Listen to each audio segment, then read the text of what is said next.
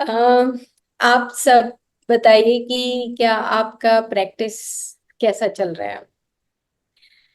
कुछ vital body medicine कुछ समझ आ रहा है? यस और नो? आप कुछ जान पा रहे हैं कि आप जो फिजिकल, जो हमारा स्थूल, जो हम मोटे तौर पे जो देखते हैं, उसके बैकग्राउंड में हमारा सूक्ष्म शरीर काम करता है और वो ही सबसे ज्यादा पावरफुल होता है।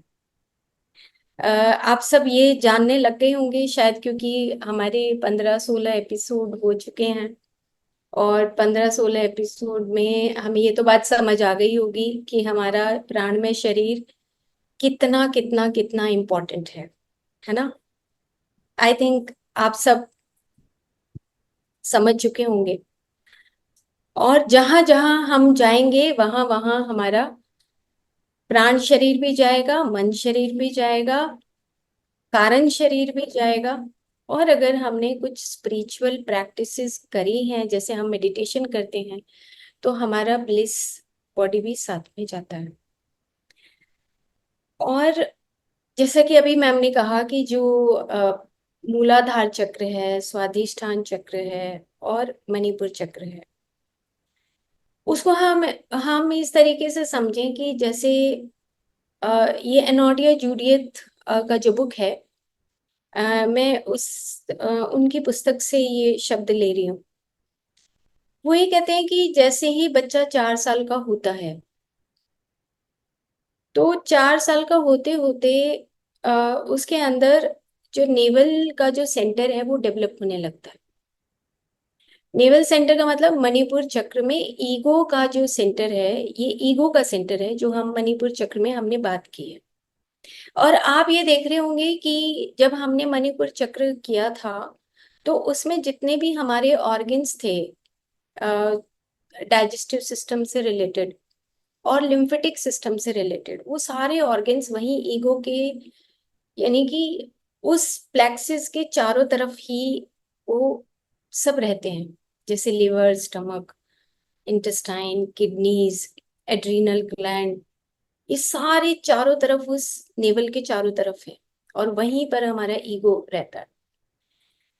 और नीचे के जो दो सेंटर हैं, पिछली बार जब एपिसोड में हम बात कर रहे थे कि जो मूलाधार चक्र है और जो स्वादिष्ठान चक्र है, वो हमारा मैनिफेस्टेशन यानी कि कर्म क्षेत्र है, कर्म क्षेत्र। और जो हमारा विशुद्धि चक्र से ऊपर जो आज्ञा चक्र है, बिंदु चक्र है, सहस्रार है, ये हमारा ज्ञान क्षेत्र है। एक हो गया कर्म क्षेत्र, एक हो गया ज्ञान क्षेत्र। जो ज्ञान क्षेत्र है उसको हम कहते हैं कि हम लिबरेशन की तरफ, लिबरेट होना। और जो नीचे का कर्म क्षेत्र है, मैनिफेस्टेशन। और इन दोनों के समन्वय से हमारी जिंदगी चलती है। दोनों के समन्वय से हमारी जिंदगी चलती है। अगर हम सिर्फ ज्ञान क्षेत्र को डेवलप कर लें तो भी काम नहीं चलेगा, और कर्म क्षेत्र को डेवलप कर लें तो भी हमारा काम नहीं चलेगा। इसी को हम इनफाइनाइट साइन बोलते हैं, ऐसे इनफाइनाइट, ये इनफाइनाइट साइन है। एक तरफ आपने ज्ञान सीखा, एक तरफ आपने मेडिटेशन किया, एक तरफ आपने स्वाध्याय किया, एक तरफ आपने स्पिरिचुअल बुक्स पढ़ी और दूसरी तरफ आपने कर्म क्षेत्र में उसी ज्ञान को उतार दिया। ये दोनों चीजें इकट्ठी चलती हैं, पैरेलल चलती हैं।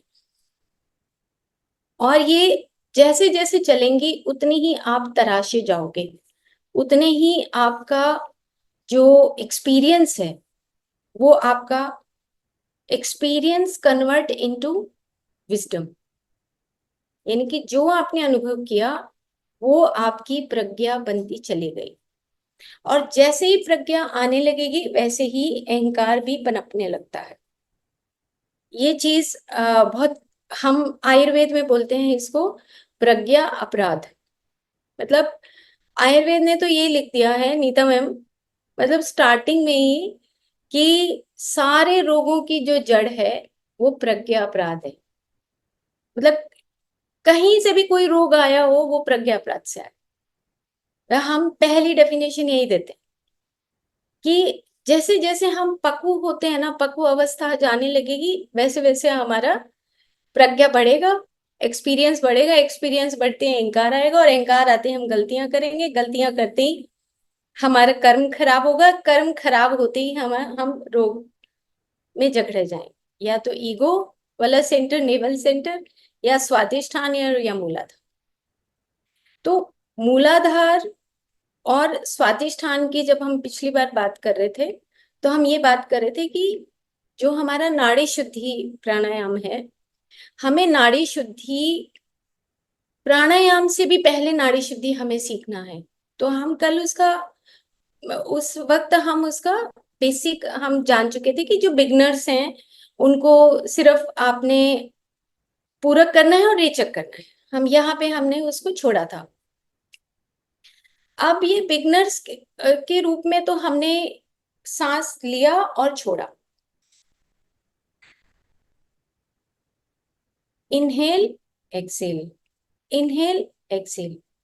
अब इसमें आप देखो कि मैंने कुछ नाड़ियों के नाम लिखे हैं जो हम पिछली बार बात कर रहे थे, उन्हीं नाड़ियों में से मैं कुछ बात करती हूँ कि जैसे हमने जो नाड़ियां ली थी, इड़ा पिंगला सुषुम्ना, और उसके साथ हमने कुछ नाड़ियों की बात की थी, जैसे कि गांधारी, हस्तजीवा, हुहु, शंखिनी, सरस्वती, पयस्विनी, यशस्विनी, पूषा, अलम्बुषा, वारुणी और विश्वोदरी। अब आपको ये मैं क्यों बता रही हूँ, आपको इसलिए बता रही हूँ क्योंकि आप जैसे ही इनहेल करते हो और एक्सहेल करते हो, तो जो इनहेल है ऊपर से नीचे की तरफ जाने वाली जो नाड़ियां हैं, उसमें आती है गांधारी, जैसे आई से लेके नीचे के पैर के अंगूठे तक, आंख से लिया और पैर के अंगूठे तक गई। हस्तजीवा भी आंख से गई और पैर के अंगूठे तक। कुहू गले से नीचे एनस तक, एनल रीजन तक। शंखिनी गले से लेके एनल रीजन तक। सरस्वती, पयस्विनी कनफट वाली, जो कान में कमंडल डालते हैं, ये है ऊपर से नीचे। अब आपने जैसे ही इनहेल किया, नाड़ी शुद्धि की ही बात आ रही है, तो आपकी वो जो नाड़ी, नाड़ी तो चल रही है, लेकिन अगर वो बीच में कहीं ब्लॉक्ड है तो वो ऑटोमेटिकली आपके इनहेल करने से ये नाड़ियां, जितनी भी नाड़ियां हैं जो ऊपर से नीचे की तरफ कनेक्ट होती हैं, वो सब खुल जाएंगी। अब आपने एक्सहेल किया, तो एक्सहेल करते हैं जब हम सांस को बाहर फेंकते हैं, तो उसमें जो नाड़ियां हैं जैसे यशस्विनी है, पूषा, एलम्बुषा, वारुणी, विश्वोदरी, ऐसे और भी बहुत सारी नाड़ियां हैं। तो ऊपर और नीचे का जो ये हमारा जो रिलेशनशिप है, इसी को हम इनफाइनाइटी भी बोलते हैं, इसको हम ईड़ा पिंगला सुषुम्ना भी बोलते हैं। तो ये दोनों तरफ का जो बैलेंस है, ये हमें नाड़ी शुद्धि से सीखने को मिलता है। अब आप सबसे रिक्वेस्ट ये है, हम सब जब भी हम कोई भी एक्सरसाइज शुरू करते हैं, तो आसन और प्राणायाम दोनों को हमें साथ लेकर अपना एक्सरसाइज करना है। जैसे कि मान लो कि आप जब कोई भी, हम मान लो कि अभी हम जो आसन करेंगे, हम सीखेंगे पाद हस्त आसन, सपोज कर, एग्जाम्पल के तौर पे, क्योंकि पाद हस्त आसन, पाद हस्त आसन ऐसे होता है कि जैसे हम खड़े हैं और आगे की तरफ झुक के पाद हस्त यानी कि पैरों के हाथ लगाना, ये इस तरीके से हम सीधे खड़े हैं और हम झुक रहे हैं, और झुकते हुए हम नीचे पैरों के हाथ लगा रहे हैं, पाद हस्त आसन। अब उसके लिए हमें क्या करना है, सबसे पहले अपनी स्थिति, हम अपनी स्थिति को बनाएंगे। स्थिति को बनाने के बाद हम अपना जो इनहेल और एक्सहेल का प्रोसेस है, जो नेचुरल प्रोसेस है, उसको हम पहले 2 मिनट तक, जल्दी नहीं करनी है। हमें इस बात का ध्यान रखना है कि जब आप कोई भी एक्सरसाइज करें, कोई भी अपनी प्रैक्टिस करें, कोई भी प्राणायाम करें, भले ही मेडिटेशन भी करें, तो मेडिटेशन करते हुए या कोई भी एक्सरसाइज करते हुए पहले आपको स्थिरता रखनी है। उसको बोलते हैं काय सेथेरियम, या हम सुख आसन बोलते हैं। तो जब हम आराम से बैठ जाएंगे, हम बैलेंस्ड हो जाएंगे, उसके बाद हम आराम से अपनी उस पादहस्त आसन को करेंगे। तो जैसे ही हमारी बॉडी, ये एक रूल है कि जैसे ही हमारी बॉडी के पास आती है, यानी कि हमारे हाथ जैसे जैसे पास आएंगे, हमारा एक्सहेल होगा, एक्सहेलिंग। और जैसे जैसे हम सीधे होंगे, हमारा इनहेल हो जाएगा। जैसे जैसे हम झुकेंगे, हमारा एक्सहेल। तो ये हमारे नाड़ी शुद्धि का भी, प्राणायाम का भी एक सिद्धांत है कि आपको प्राणायाम और आसन दोनों आपको लगातार इकट्ठे ही करने होते हैं। ये नहीं कि आपने लेग्स को इधर किया, लेट के जब हम करेंगे तो हम सांस को तो छोड़ देते हैं और उसकी एक्सरसाइज करते हैं, इसलिए फायदा नहीं होता है। इसलिए आपने देखा है, जो तितली आसन बहुत सारे लोग करते हैं, वो ऐसे ऐसे करते रहते सांस का पता ही नहीं। तो वो भी तितली आसन, वो तितली आसन नहीं होता। उसके साथ हमें साथ में अपने सांसों को एक रूपता देनी होती है, ताकि हमारी जितनी भी ये नाड़ियां हैं, सब नाड़ियों आपस में बैलेंस बनाने लगे, सब खुलने लगे। और मूलाधार और स्वादिष्ठान चक्र बहुत क्लोज हैं, इसलिए इन चक्रास को खोलने के लिए कुछ पर्टिकुलर आसन हैं जो हमें करने हैं। अगर हम चाहें तो नाड़ी शुद्धि को अकेले को भी कर सकते हैं। एक रूल है कि नाड़ी शुद्धि को अगर हम अकेले करते हैं तो उसको फिर हम प्रॉपर फॉलो करें, 1 महीना 2 महीने हम उसको प्रॉपर फॉलो करें। तो हम सबसे पहले नाड़ी शुद्धि का ही जो पहला पोर्शन है वो हमने कर लिया था, कि जो हमने पूरक किया और रेचक किया, यानी कि इनहेल और एक्सहेल। अब जब आपकी प्रैक्टिस हो जाए 15 दिन तक, आपको ये लगने लगे कि मेरा सांस सही चल रहा है, कहीं पे मेरे हैवीनेस नहीं है, वो हैवीनेस अगर नहीं है, तो उसके बाद फिर आप कुंभक लगा सकते हैं। अदरवाइज आपको कुंभक नहीं लगाना है। आप कुंभक लगाने का मतलब ये हुआ कि जैसे आपने इनहेल किया,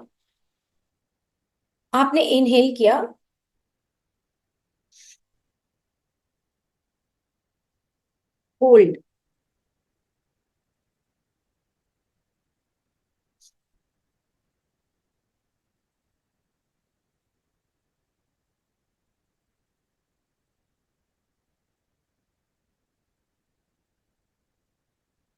इतना इंटरेस्टिंग है। अगर आप इसको करेंगे, 15 दिन आपने पूरक और रेचक करना है, यानी कि इनहेल करना है और एक्सहेल करना है। जब आप इनहेल करेंगे तो आपके नाभि के नीचे तक एब्डोमिनल ब्रीदिंग होना चाहिए। एब्डोमिनल जब ब्रीदिंग होगा तो आपको बहुत अच्छा लगेगा, यहां तक एब्डोमिनल ब्रीदिंग करके। और उसके बाद फिर आपने एक्सहेल करना है। एक्सहेल करते हुए आपको ये एक्सपीरियंस हो जाएगा कि मेरे लंग्स तक, यहां तक बिल्कुल खाली हो गया सब कुछ। तो दो तरह की कुंभक होते हैं। एक कुंभक है इंटरनल, जो हम अंतः कुंभक बोलते हैं। एक होता है बाह्य कुंभक होता है। तो सबसे पहले हमें प्रैक्टिस करनी है कि पूरक और कुंभक, यानी कि अंतः कुंभक। आपने इनहेल किया, होल्ड,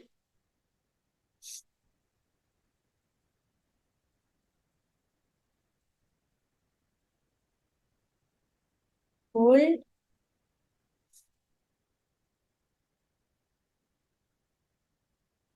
अकेला ये नाड़ी शुद्धि अपने आप में सफिशिएंट है। अगर हम इसकी प्रैक्टिस करते हैं तो हमारे जो मूलाधार चक्र, स्वादिष्ठान चक्र, इनमें अगर कहीं पर भी कोई भी ब्लॉकेजेस है, वो ऑटोमेटिकली अपने आप इन थ्रू दीज नाड़ीज जो हमने बोली हैं, सारी नाड़ियां, ये ऑटोमेटिकली ऊपर से नीचे का और नीचे से ऊपर का कनेक्ट होने लगता है। इसी को हम लिबरेशन और मैनिफेस्टेशन बोलते हैं।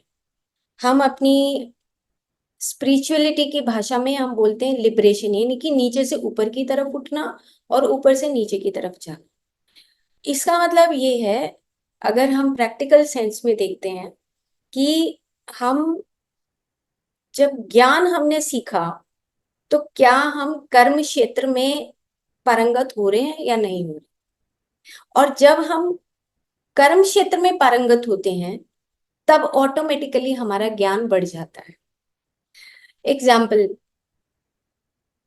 अब एग्जाम्पल का मतलब ये कि जैसे मान लो कि हम केक बनाना सीखते हैं, हलवा बनाना सीखते हैं, तो कर्म क्षेत्र हुआ ना हमारा हलवा बनाना। हमने नेट के ऊपर पढ़ा कि ऐसे हलवा बनेगा, ऐसे है केक बनेगा।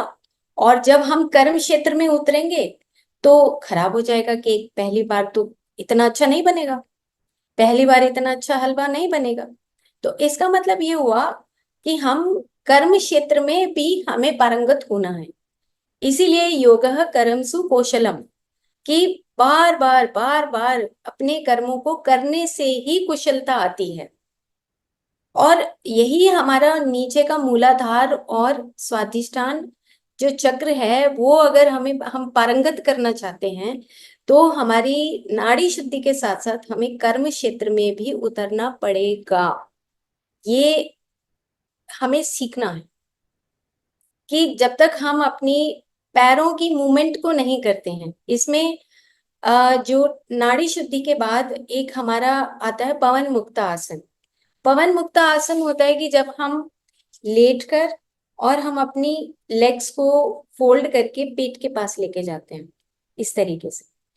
तो हम जब इस तरीके से लेके जाते हैं तो ये पवन मुक्त आसन है। पहले सीधे लेटेंगे, ब्रीदिंग करेंगे आराम से 2 मिनट, आराम से हम नॉर्मल ब्रीदिंग करेंगे। उसके बाद धीरे धीरे जैसे जैसे हम अपनी दोनों पैरों को मोड़कर पेट के पास लेकर आएंगे और दोनों हाथों से इसको होल्ड करेंगे, तो हम एक्सेल करेंगे और होल्ड कर लेंगे, यानी कि बाह्य कुंभक लगाएंगे।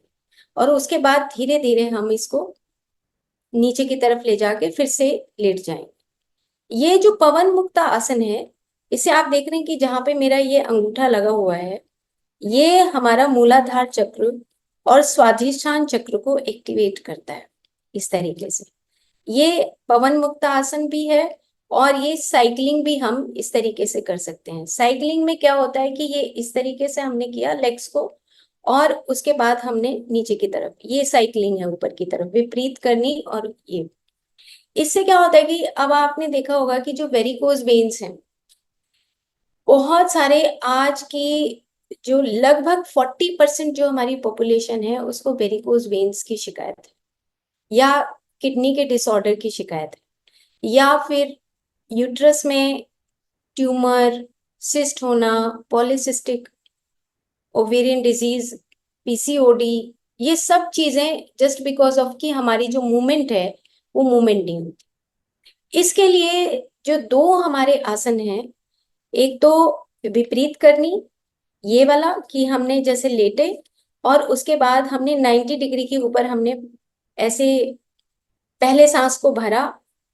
भरने के बाद जब हम धीरे धीरे जब लेग्स को हम जब पास में लाते हैं बॉडी के, तो ये विपरीत करनी हो गया।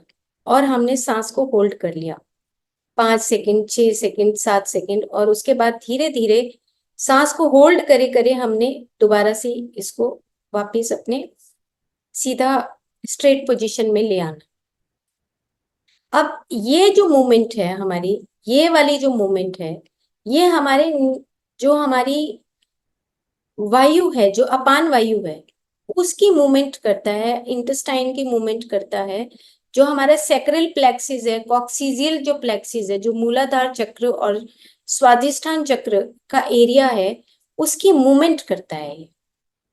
तो आप हफ्ते में एक बार भी कर सकते हैं इसको, जो विपरीत करनी है और जो पवन मुक्त आसन है। आप वीक में एक बार भी करेंगे तो भी चलेगा। पूरा हफ्ता आप नाड़ी शुद्धि करिए, लेकिन एक नियम बनाना पड़ेगा आपको कि हाँ, मुझे 1 वीक में नाड़ी शुद्धि करना है, सुबह और शाम करना है। मेरे पास आप में से ही कुछ का फोन आया और उन्होंने पूछा, क्योंकि अकॉर्डिंग टू ये जो पुस्तक है बिहार स्कूल ऑफ योगा, इन्होंने तो एज पर घेरन संहिता उन्होंने लिखा है कि 4 बार आपको नाड़ी शुद्धि करना है। पर हम अपनी कन्वीनियंस के अकॉर्डिंग हम मॉर्निंग और इवनिंग अपनी नाड़ी शुद्धि कर सकते हैं।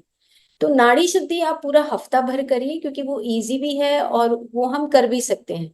लेकिन अगर हमें ये पवन मुक्ता आसन और विपरीत करनी या हमें साइकिलिंग करनी है, तो आप वो वीक में भी कर सकते हैं कि आप बना लीजिए अपना प्रोग्राम कि मुझे एवरी संडे या एवरी सैटरडे करना है, तो वो आप ऐसे भी कर सकते हैं। बट वो रेगुलर होना चाहिए। रेगुलर का मतलब कि आपको फिर हर संडे को ही करना है।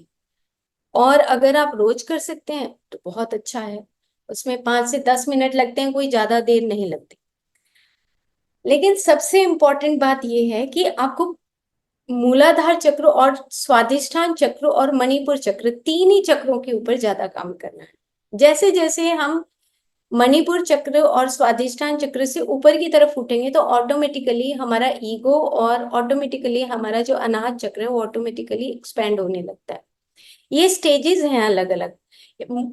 ऐसे ही मेरे को भी आज से 10-15 साल पहले ऐसे मुझे महसूस होता था कि अब इतना पुस्तक पढ़ लिया तो शायद एनफ है, बहुत है।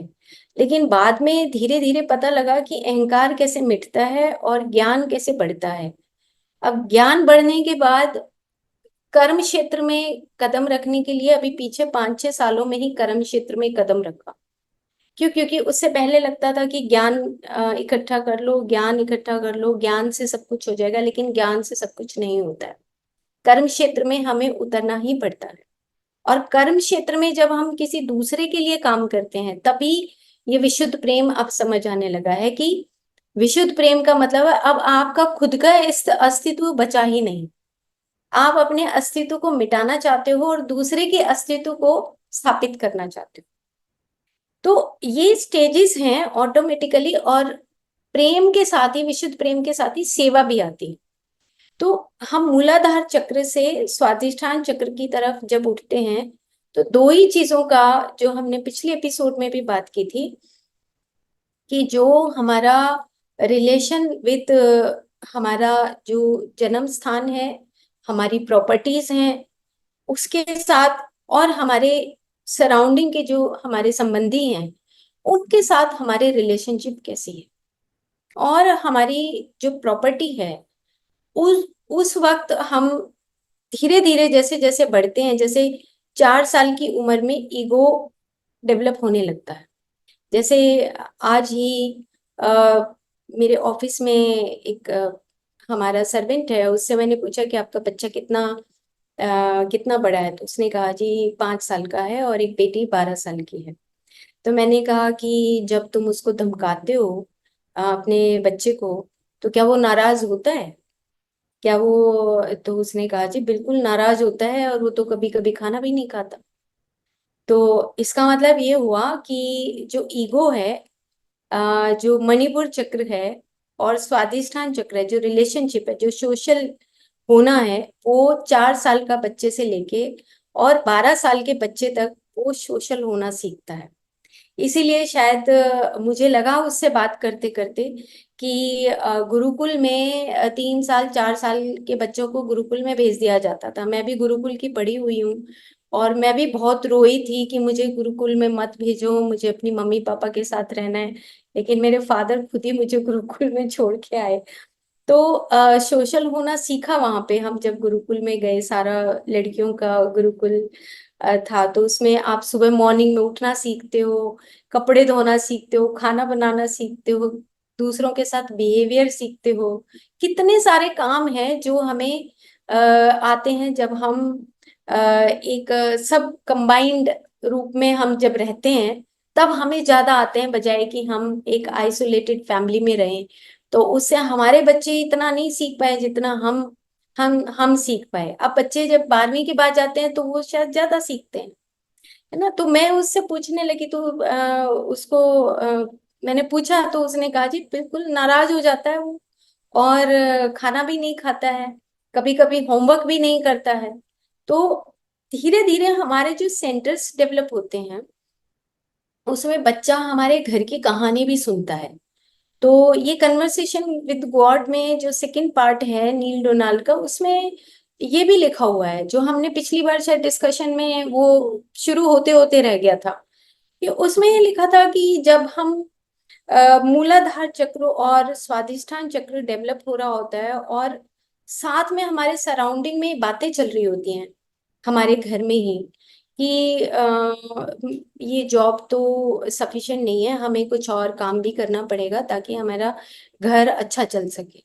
तो बच्चे इस बात को सुनते हैं और बच्चा यही बातें सुनते सुनते बड़ा होता है।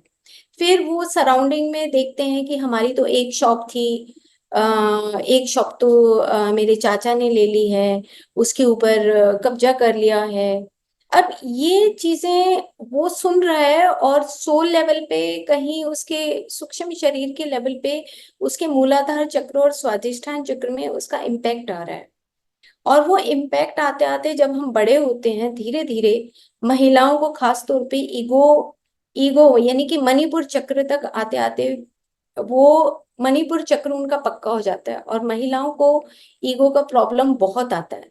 क्यों? क्योंकि वो ये कोशिश करती हैं, क्योंकि हमारी एजुकेशन वीक है, तो वहां तक आते आते मूलाधार से लेके ईगो तक का जो हमारी कंडीशनिंग है ना, वो इतनी स्ट्रांग हो जाती है कि फिर हम उसको तोड़ नहीं पाते। और उसका रीजन ये होता है क्योंकि अ, जो हमारा ब्रेन है वो कहीं ना कहीं हमारा ब्रेन का जो बीच वाला हिस्सा है, जो एमिगडाला है, जो हमने कई बार बात की है कि वो जो बीच का हिस्सा है जिसको हम नेगेटिव इमोशनल सर्किट्स बोलते हैं, वो ज्यादा स्ट्रांग होने लगता है। और जो हमारा हायर ब्रेन है वो क्रिएटिविटी उसकी कम होने लगती है। इसीलिए नाड़ी शुद्धि इतना इम्पोर्टेंट है हम सबके लिए। नाड़ी शुद्धि, उतान पाद आसन, पवन मुक्त आसन, अ, पश्चिमी उत्तान आसन, सूर्य नमस्कार आसन, ये आसन इतने इम्पोर्टेंट है ताकि अगर फ्लो चलेगा तो ऑटोमेटिकली उस फ्लो से हम हेल्दी हेल्दी रह सकते हैं। तो मूलाधार और स्वाधिष्ठान चक्र के ये जो एक्सरसाइजेज हैं, जो ये प्राणायाम हैं, ये हमें कोशिश ये करनी चाहिए कि हमारे, अगर बच्चे भी अगर कुछ कर सकें इसमें तो बहुत फायदेमंद होता है। रीजन ये है कि जो हम सराउंडिंग में सीखते हैं, जैसे कन्वर्सेशन विद गॉड में ही ये उन्होंने लिखा कि जब पेरेंट जब अपने आपस में हस्बैंड वाइफ बात करते हैं तो जो घर में बच्चे हैं उनको ऑटोमेटिकली ग्रेस्पिंग पावर उनकी होती है कि मम्मी पापा क्या बात कर रहे हैं।